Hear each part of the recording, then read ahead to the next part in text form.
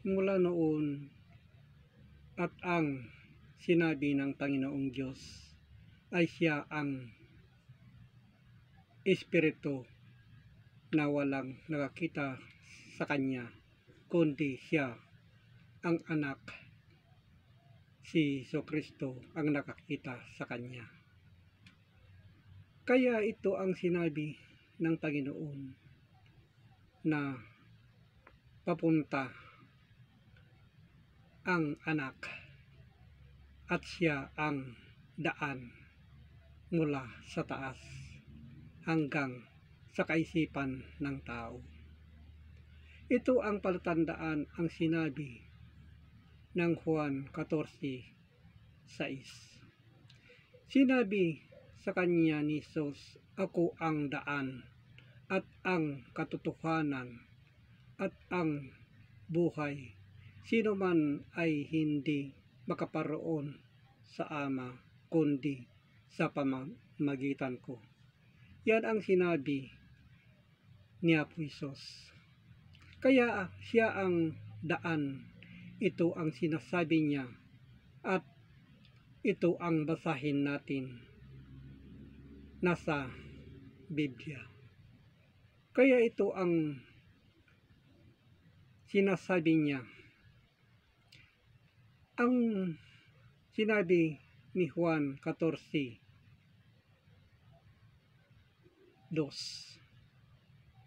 "Sa bahay ng aking ama ay maraming tahanan, kundi di kayo'y ay sinabi ko sana sa inyo, sapagkat ako'y paroon upang ipaghanda ko kayo ng dakong kalagyan." Yan ang sinabi ni Apo Jesus. Kaya maraming tahanan doon sa kalangitan ang sinasabi niya.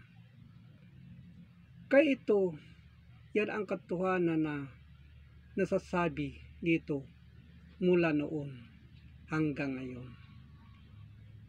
Kaya isipin natin mga kaibigan, ito ang sinasabi niya.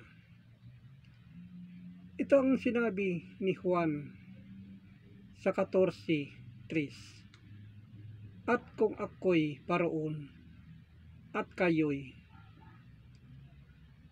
makipaghanda ng tanggapin ko sa aking sarili, upang kung saan ako'y naroon, kayo'y naroroon ay nandoon." Yan ang sinabi ni Apo Jesus.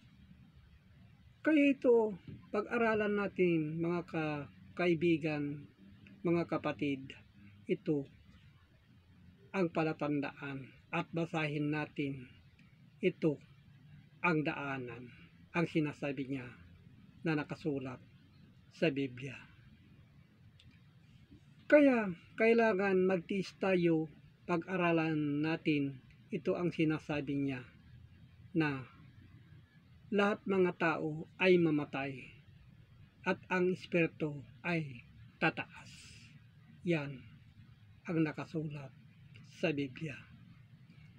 Kaya ito mga kaibigan, ipapaabot ko sa mga Facebook at saka sa YouTube para mapag-aralan bawat tao na gusto niyang mag-aral itong nakasulat sa Biblia. At salamat ng Panginoong Diyos, itong nasa isip at ito ay magiging matatag tayo, sapagkat ito ang papunta doon sa kalangitan. At salamat ng Panginoong Diyos. Amen.